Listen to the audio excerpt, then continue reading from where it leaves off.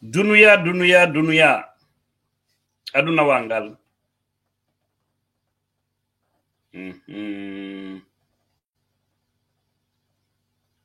Ok. Bonjour à tous et à toutes. On salmina makala koy korlon. Haray, oui, titre vidéo. Ande ko fi au départ. Be musibe be andu don no tawa IFDC hari. Dun ko be do.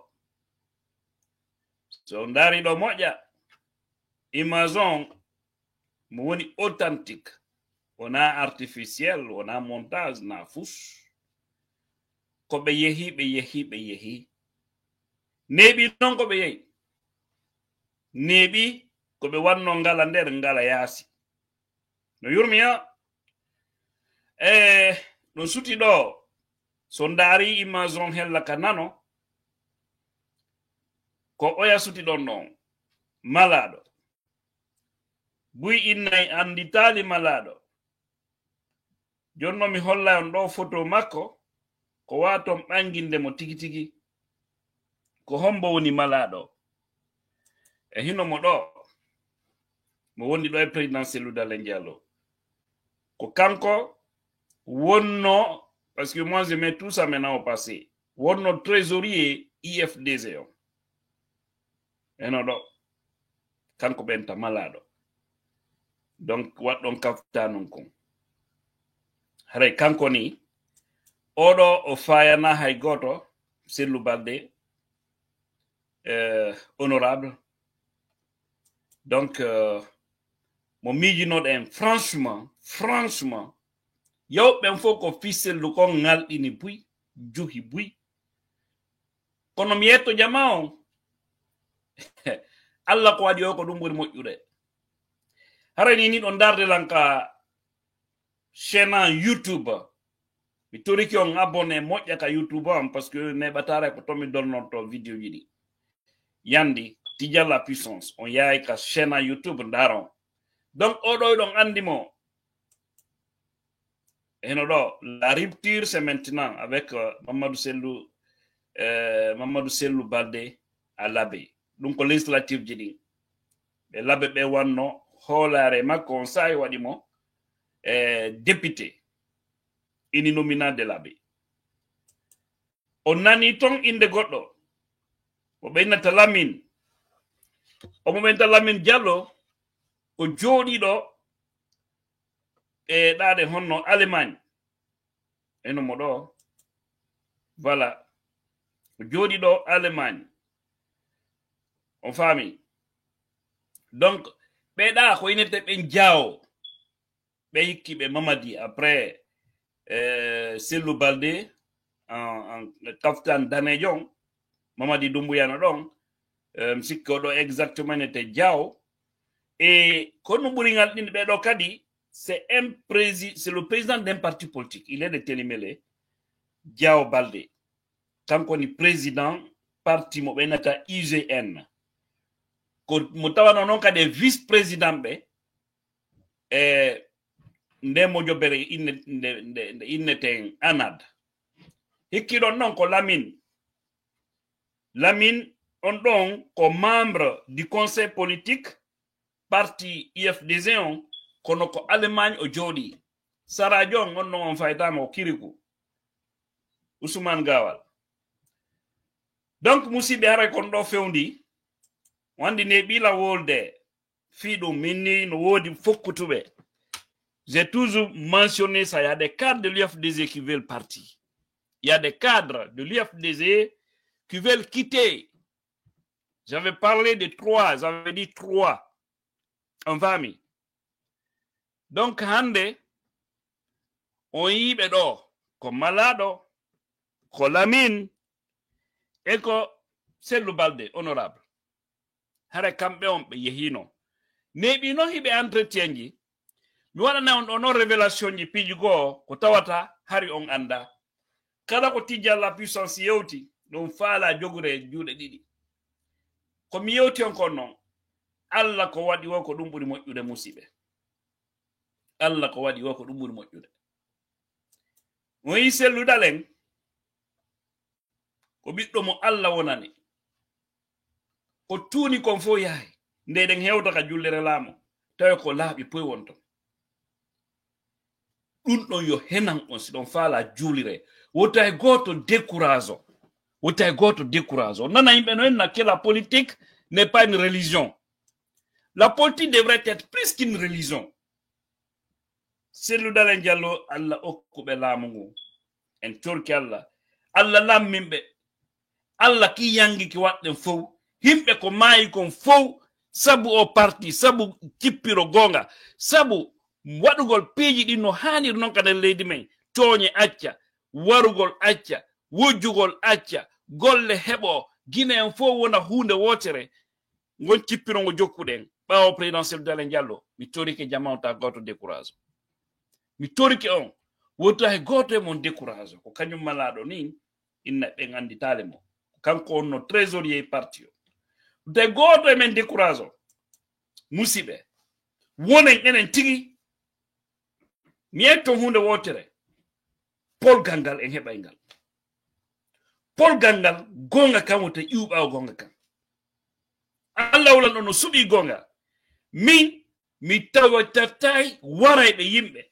toñayɓe kansayɓe nana ɓe nano venons on va travailler on va développer le pays c'est comme ça on développe un pays en arrêtant certains fils du pays en faisant du tort en ôtant la vie des gens.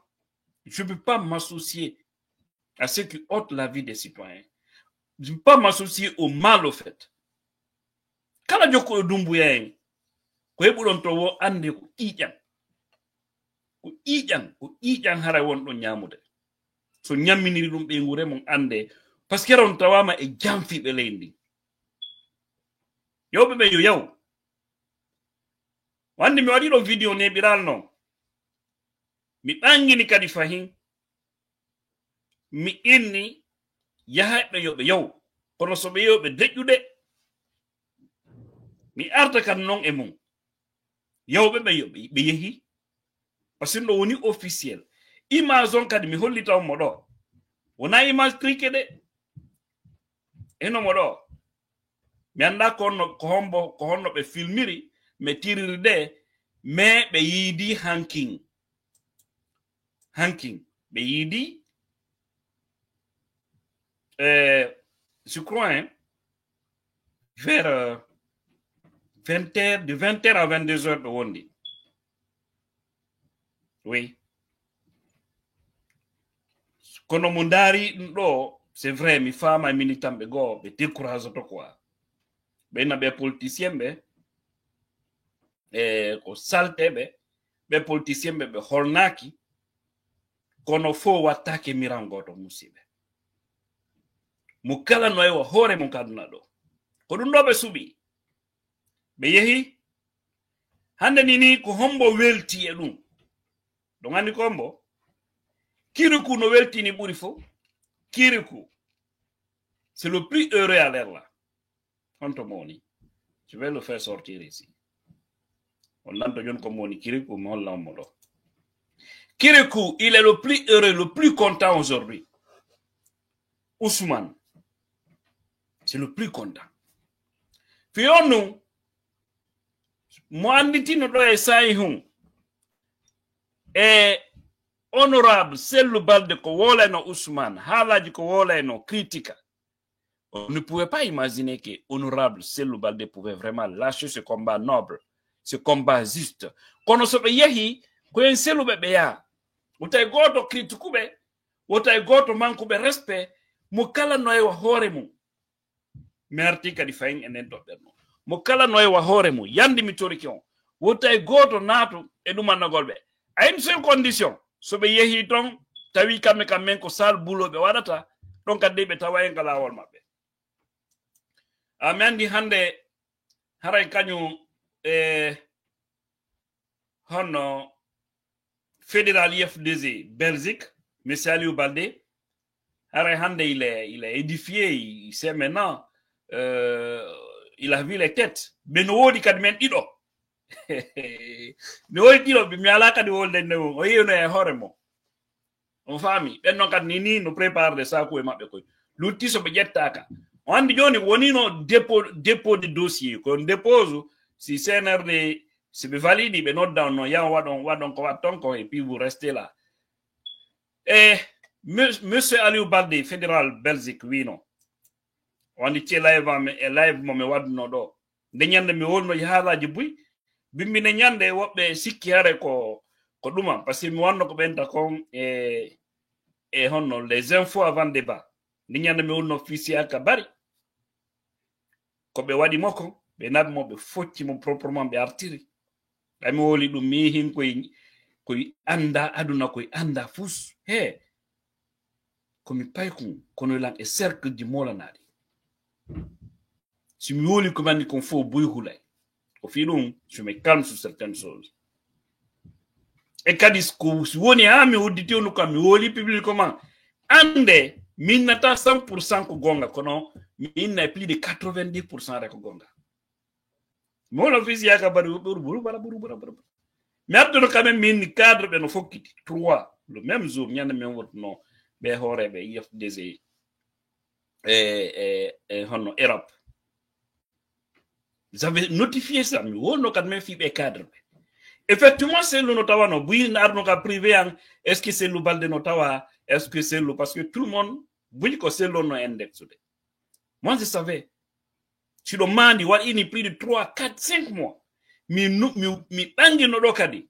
Mi no cadre, ben no fokiti, mi ne attention de. Otobeyaou. Effectivement, je parlais à ce moment aussi de Selou Balde, parce que c'était déjà informé. Quand on est bouillé mon anda, Selou a été intimidé par Bala Samoura. Bala Samoura l'avait appelé à un moment donné pour l'intimider, pour lui dire Selou, tu as un choix. Ou d'ailleurs, tu as des choix. Soit dit d'Arkono, go. Tu dois arrêter de parler. Du 2, tu dois quitter le pays. Du 3, tu dois nous rejoindre le CNRD. Ou à défaut de ces 3 options, on va te faire disparaître. Ouais. Je n'en comprends pas imni. Ouais, be ari pour une refondation. Ouais, be ari fi sans go lady. Ouais, be ari fi wadu go nundal e pewal e lendi. Non. Musibe, no yurmi. En famille. Donc, je crois bien il a cédé et d'impression. Mais pour moi, ce n'est pas une raison pour toi de faire la non mayade.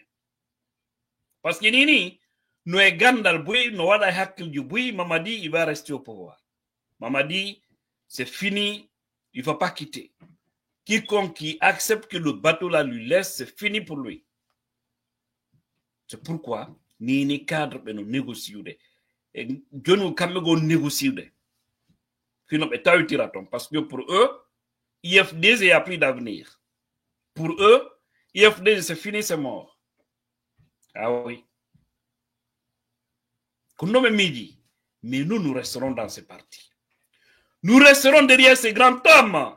Selou Ndialo, en tant qu'il sera capable, en tant qu'il sera l'homme, nous serons avec lui jusqu'au jour où il nous dira, franchement, cherchons quelqu'un pour le mettre à la tête de ce parti. En tant qu'il est en bonne santé, en tant que ce monsieur, parce que nous savons, c'est un homme guidé. Cet homme, s'il a le pouvoir, la Guinée va changer positivement. Il sait de quoi je parle.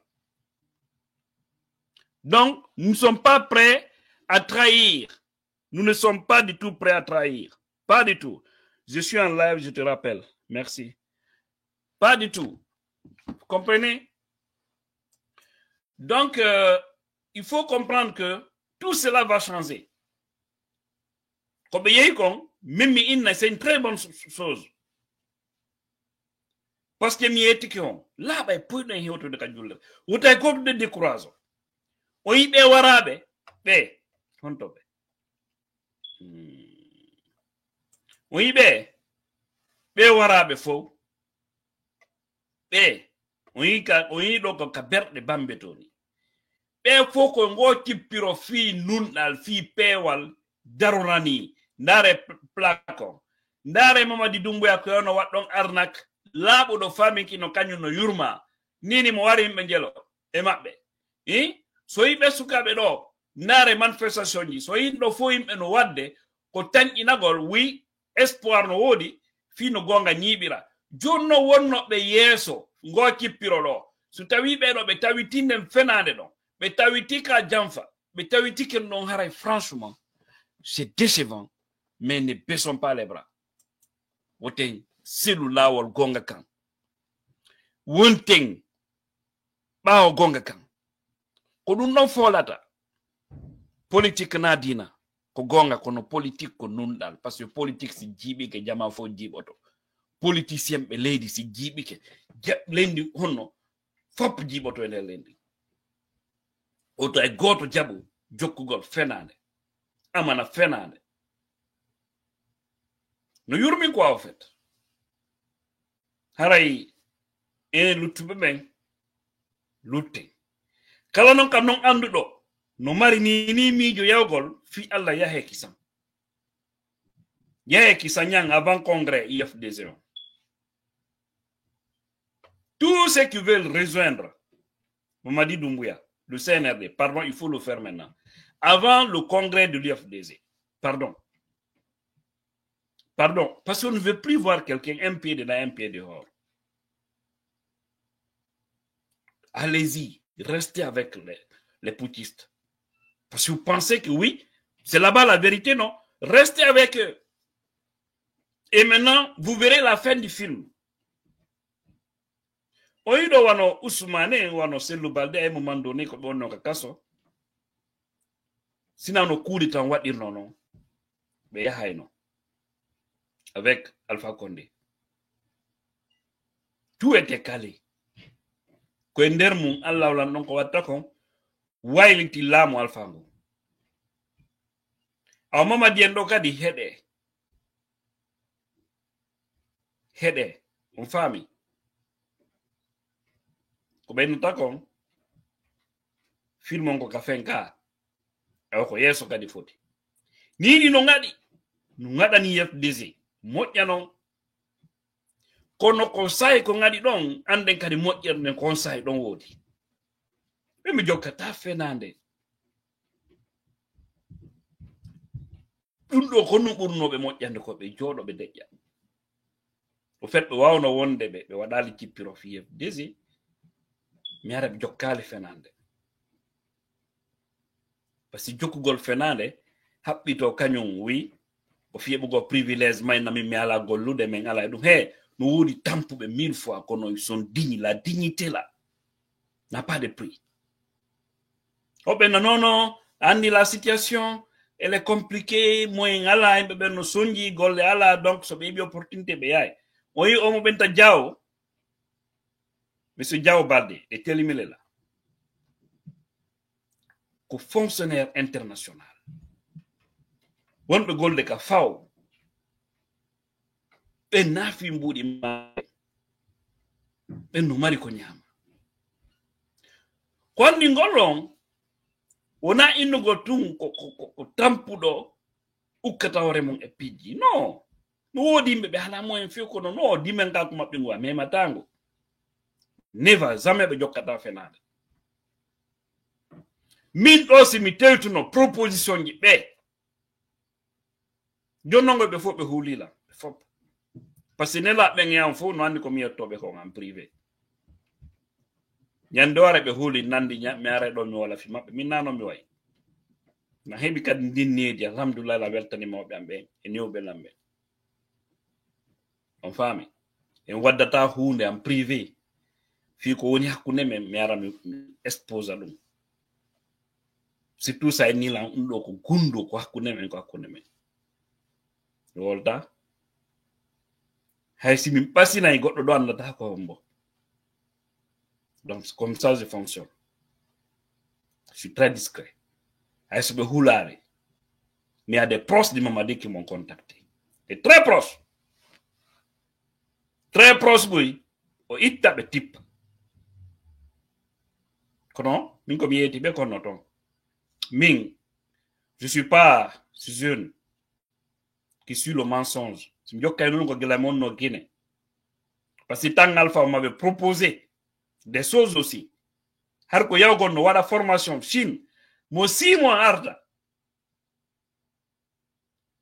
Oui. Dans les années 2013-2014. Fait nos législatives. Han 15 beno jokimi. Mais t'as des amis mais programme argo l'Amérique. Entre temps, mi wonnal ko goto. Yawno ha wobe mabbe fuddi intimide golla. Parce que quand mi woli no radio mi ça les déranger. Bandi la jogti pays mabbe di.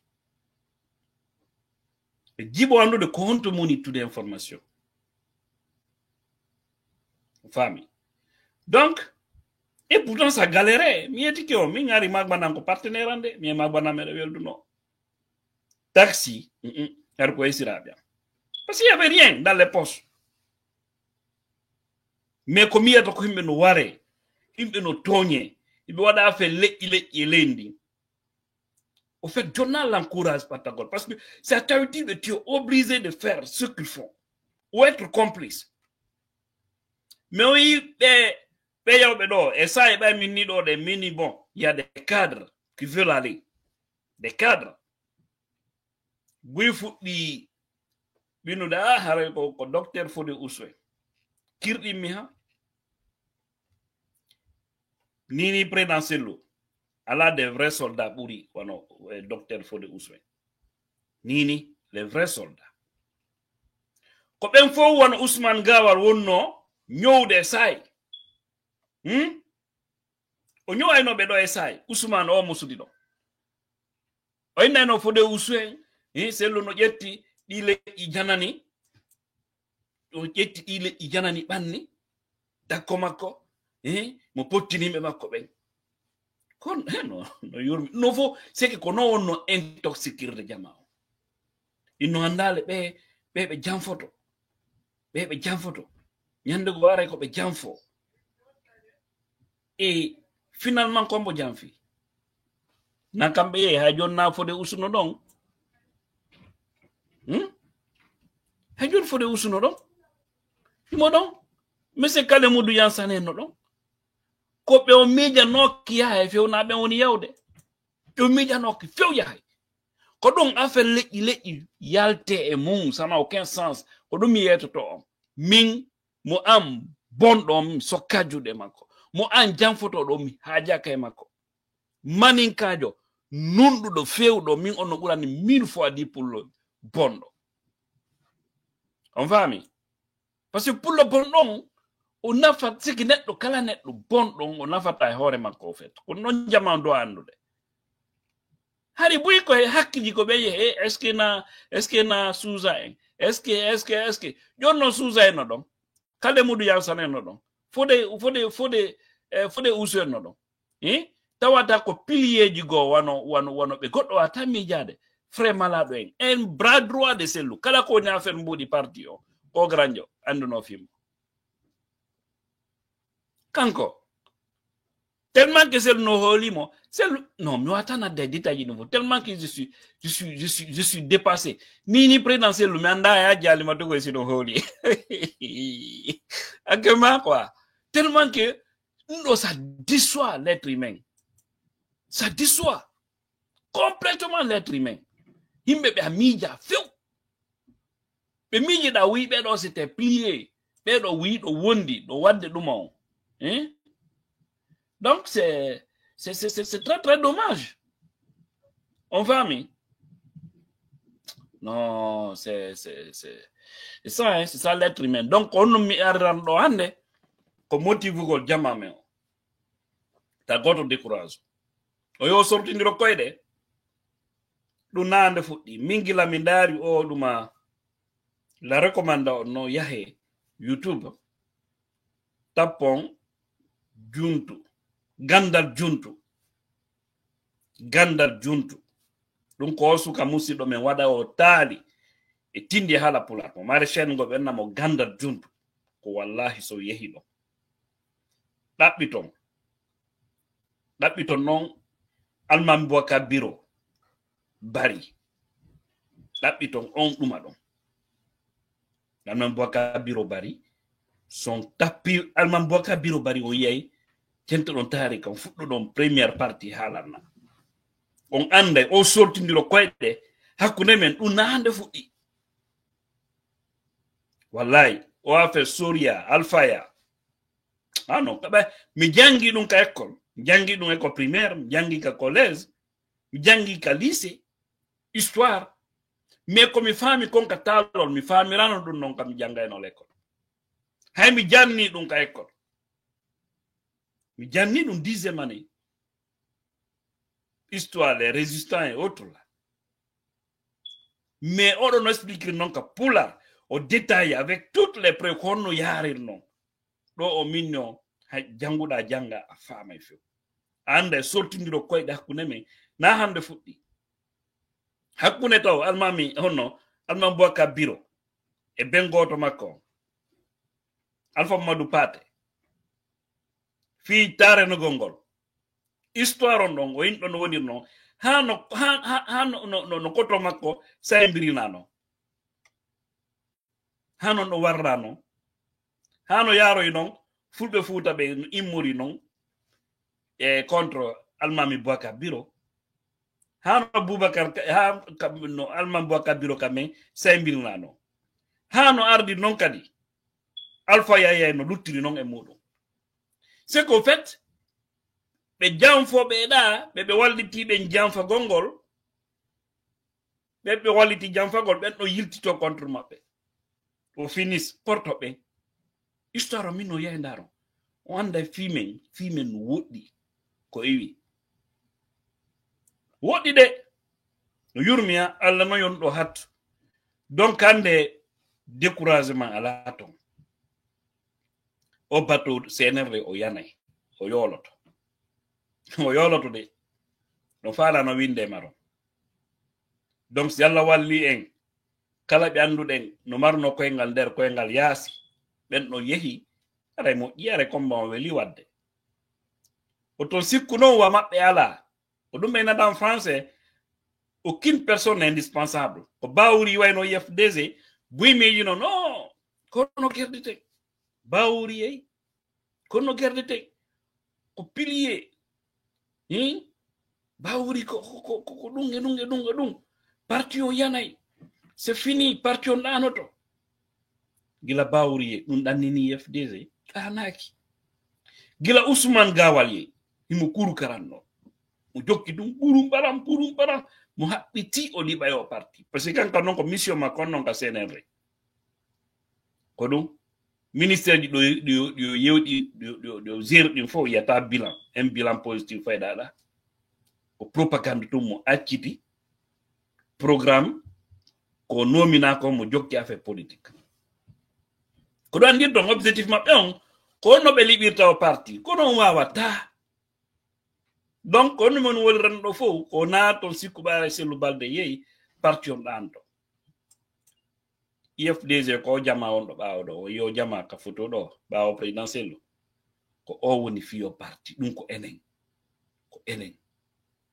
kala général jo yawɗo kanko tun o yeyi haɗa ko coque vide yeyi carton vide yeyi donc koye wonu toujours déterminé o tem perdu espoir mais so yi oya no welanmi honno minata bantama so malgré ko ɓe waɗi ko malgré gestion maɓɓe o mais bantama so a été un soldat fidèle à Alpha Condé voilà Souleymane Souza Konaté ke kana wade Souza faut parler hein? C'est ton ami qui te parle. Toi et moi, on a partagé beaucoup de choses ensemble. La galère, la souffrance. On a mangé des mangues ensemble. Dans la plus grande galère à l'université. Et même au lycée. On connaît comment on a passé ça à Zérékouré. C'était très chaud. Donc, je te trouve très digne Reste toi-même, mon frère. Tout ça, là, ça va changer. C'est qu'ils t'ont fait beaucoup de propositions. Parce que même quand Souza était venu ici aux États-Unis, il y avait des gens qui l'appelaient devant moi parce qu'il était sur moi, on était là, on passait la nuit ensemble. J'essaie. Les gens qui l'appelaient du côté de Conakry pour lui dire que quand il vient, il faut nous rejoindre. Il y a tel poste prévu pour toi, il y a tel poste, viens. On est ensemble. J'entends ce qui se disait. Même les Ousmane l'appelaient en ce moment. Même en voiture, le téléphone de Suzanne n'arrêtait pas de sonner lorsqu'il était aux États-Unis. Ils sont tous les jours ensemble. Sur la journée, la nuit, on vient, on rentre, on se couche. Il me disait, New York, Ibrahim, Alien sera tenu. Hein? Il a même subi quelque chose ici que je ne peux pas vous dire. À cause des intérêts, certains de ces liens, c'est-à-dire certains de ses proches, qui souhaitaient qu'il quitte l'FDC et rejoigne le CNRD, quand il a refusé, mais il a reçu des menaces. C'est devant moi. J'étais surpris, j'ai dit, mais le Guinéen, il est cruel. Donc, c'est pas facile, hein. Comme aimait toujours dire le président Soudan Diallo. Être dans l'opposition, c'est pas facile, c'est pas donné à n'importe qui. Il faut être très digne, très courageux pour être au sein de l'opposition. Voilà. Tous ceux qui veulent manger, allez-y manger. Mais, encore une fois, on fait un coup de jockey hajumo. So jockey hajumo hajuame one time. So, il n'y a pas yaltay. Quand Ousmane Gao nous garde non. Ah, les frères. Mais harina on dit parce que mais les maris dossiers du Momboui. Non, Allah, woten hewto don. Mais Tori Jama on faut militants sympathisants FDC faux et plateforme qui faux WhatsApp. Mais Tori qui on woten goto attaque célèbre. Allons-y à l'essentiel. OK? Allons-y à l'essentiel. Beyehi ndo holli beyehi be wonda men hande kadi. Donc on tourne do quoi en fait, mais tourner non, et n'a qu'à tourner, c'est fini. Kono mi andi tum ko hakkune Allah ko seede ko suma e wonde. Nous finirons par vaincre. Nous finirons par vaincre. Rassurez-vous-en, nous finirons par vaincre. La victoire est de notre côté. Nous ne sommes pas là, winde marron.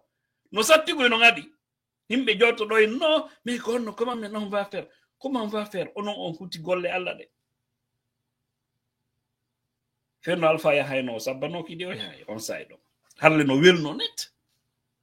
Amamadi endo. Habbe ko arata. Semeni ko arata habbe ndare desen fewndi do. Voilà. Nini Baouri, il a très chaud. Nini Moufala démissionne. Baouri.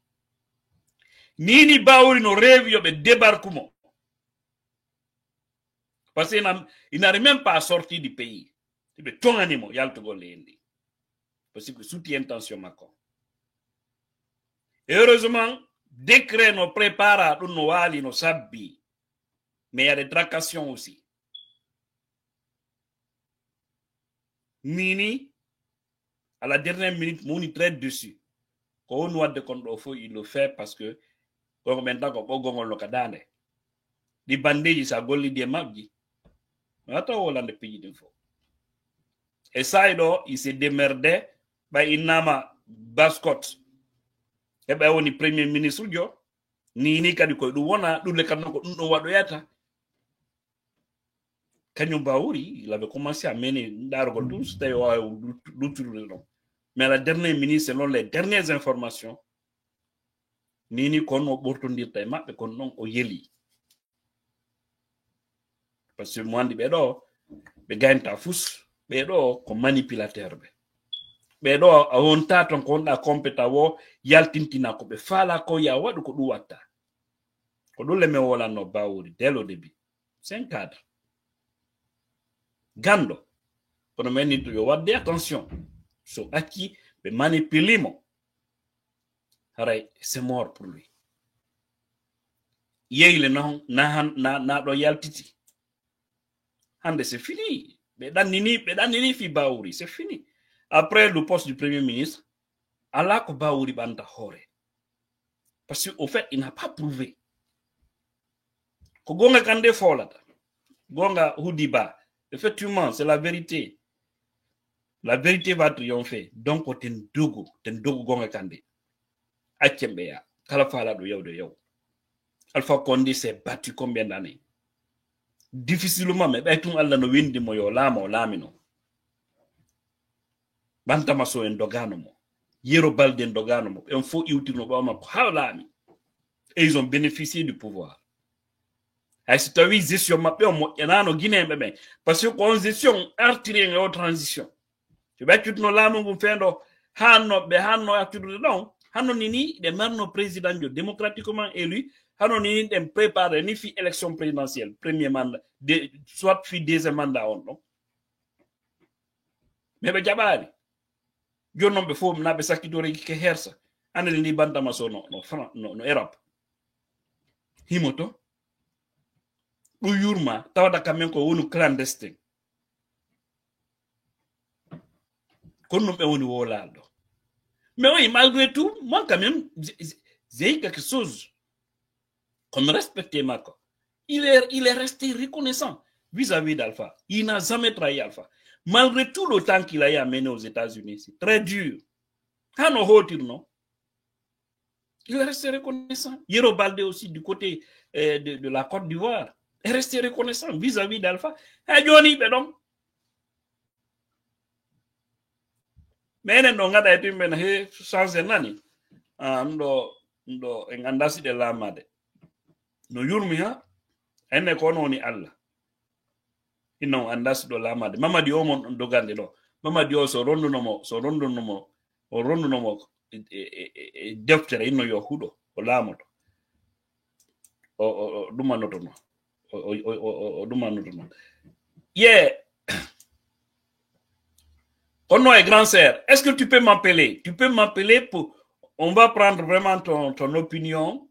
Nos dans ta WhatsApp, maintenant là, si c'était possible. Voilà, tu vas essayer de dire quelque chose. Il ne serait-ce que dans 2 ou 3 minutes. Je vais fermer ça. Parce que on a envie vraiment d'entendre ton opinion. Djaja, Allemagne, Essar Sherif Balde. En tant que présidente d'un mouvement politique, si tu pouvais dire quelque chose. Je n'arrive pas à te retrouver là. J'ai perdu mon WhatsApp. Donc là, si les gens ne m'appellent pas, c'est compliqué. Voilà, si c'était possible. Hein? À moins que tu sois occupé là.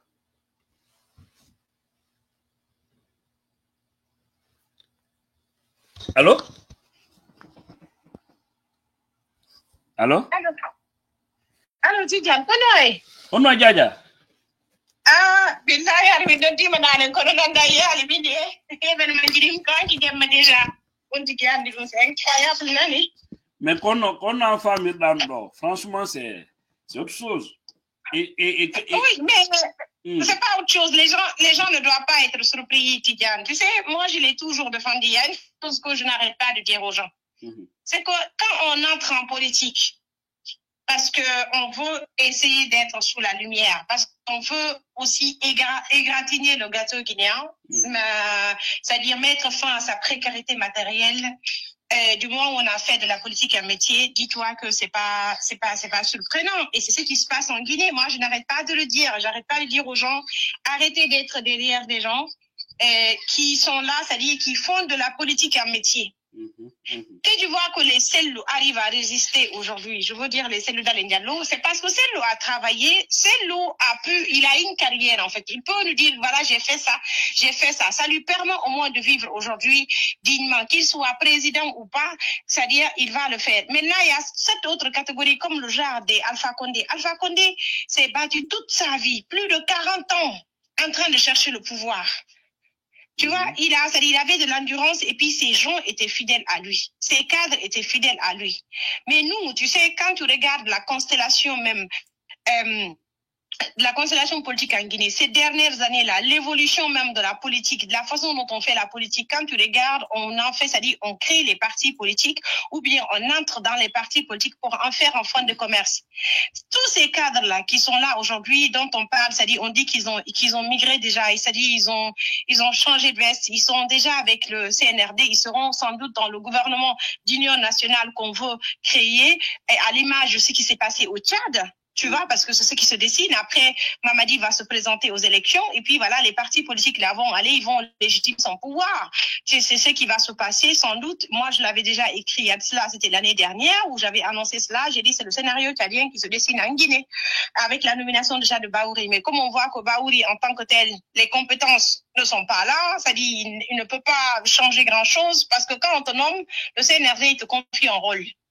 Le rôle que tu joues, soit tu le joues bien, si tu ne le joues pas bien, mais il te débarque en fait du bateau. C'est comme ça se passe. Et Baouri, pratiquement, il n'a pas pu jouer le jeu comme il le voulait. Et là, il faut le remplacer. C'est-à-dire son rôle là, il n'a pas pu le jouer, il faut le remplacer. Maintenant, ces gens qui sont là aujourd'hui, qui étaient avec l'UFDG, c'est clair qu'ils vont migrer parce qu'en fait, ils avaient transformé c'est-à-dire l'UFDG en une sorte de vache laitière. L'UFDG est le seul parti où quelqu'un qui n'avait rien, quelqu'un qui est au chômage, et c'est-à-dire tu entres dans ce parti, on fait de toi un homme riche. Avant que ces gens-là ne viennent dans l'UFDG, ils avaient quoi? Les militants cotisent, on leur donne de l'argent. Quand ils se déplacent, on prend en charge leur hôtel. C'est-à-dire, ils sont submergés de cadeaux. Ils ne fournissent aucun effort, Tidiane. L'UFDG, c'est la base, au fait, oui. Oui, mais ils n'ont pas de ça. C'est quelle valeur ajoutée ces gens-là ont pu avoir pour le parti? Dis-le-moi. Maintenant que la vache laitière là est sèche, parce que c'est lui qui attire, c'est autour de lui les gens viennent, parce que quand ils se déplacent comme ça, ils sont avec lui, et on les submerge de cadeaux, on les submerge d'argent, ils voyagent un peu partout dans le monde, ils ont des facilités. Maintenant, ça ne marche plus. Il y en a certains qui sont au pays là-bas, ils sont au chômage. Ceux qui sont devenus députés, l'argent ne coule plus à flot. Ils voient Ousmane Gawa de l'autre côté, qui est dans le gouvernement depuis maintenant bientôt 4 ans, et il a tout en fait. Il se permet tout. Et qui fait pleurer aussi des gens. Et je veux même profiter, tu viens de me rappeler, j'ai invité monsieur, je crois avant-hier, ici, il y a de cela 3 jours, et il avait emprisonné les parents de ces derniers du côté de Gawal. Et grâce vraiment à notre vidéo, à notre live, toute cette famille a été libérée. Donc c'était l'information et merci à tous ceux qui ont partagé cette vidéo. Donc, continuez. Voilà.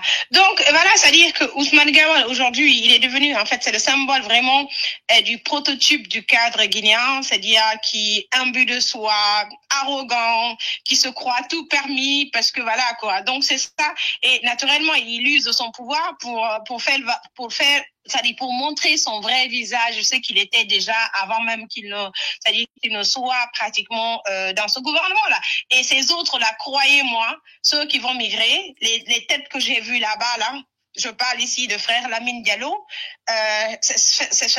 il va se comporter pareil, les cellules Baldé et tout cela, donc tous ces gens-là. Donc voilà, moi ça ne m'étonne pas en fait, c'est pas étonnant parce que voilà, ce sont des analyses que moi je fais depuis toujours.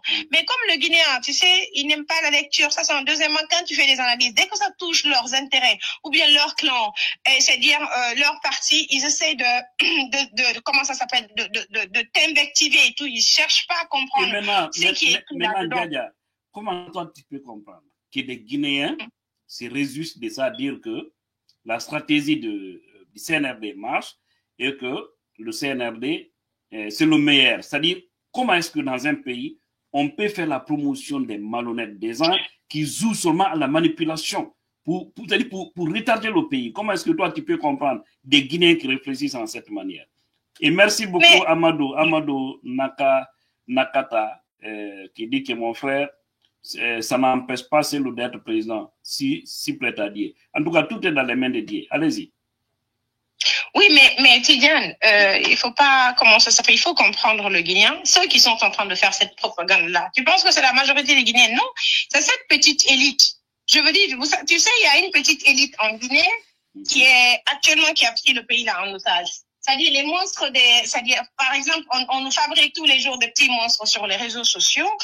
Ce sont ces gens qui font cette propagande parce qu'ils sont payés pour cela. Aujourd'hui, tu sais, le pouvoir de Mamadi Doumbouya, plus tu excelles dans la négativité, plus on essaye c'est-à-dire aussi de te mettre au devant de la scène. C'est ça le critère en fait de sélection au sein du gouvernement. C'est-à-dire les compétences ne comptent pas. Quand le patriotisme ne compte pas, il faut briller par certaines négativités, c'est-à-dire comment ça s'appelle, être malhonnête, être incompétent, être médiocre, être quelqu'un qui divise, être quelqu'un qui propage de la haine, c'est-à-dire qui essaye par exemple d'opposer les différentes composantes ethniques du pays, essayer d'attaquer, c'est-à-dire certaines ethnies et tout, et puis pour pouvoir nous opposer en fait, faire de nos ethnies, c'est-à-dire de nos différenciations ethnicistes un problème, au lieu que ça soit pratiquement notre force. Et Mamadi Doumbouya, voici les critères de sélection de son pouvoir, parce que ce que les gens oublient, son objectif, c'est de nous imposer un pouvoir pratiquement, fondé sur le nationalisme ethnique. Il faut pas les gens, et puis en plus, un pouvoir fondé sur le nationalisme ethnique et France-africain, parce qu'il est soutenu par les Français et puis les puissances occidentales.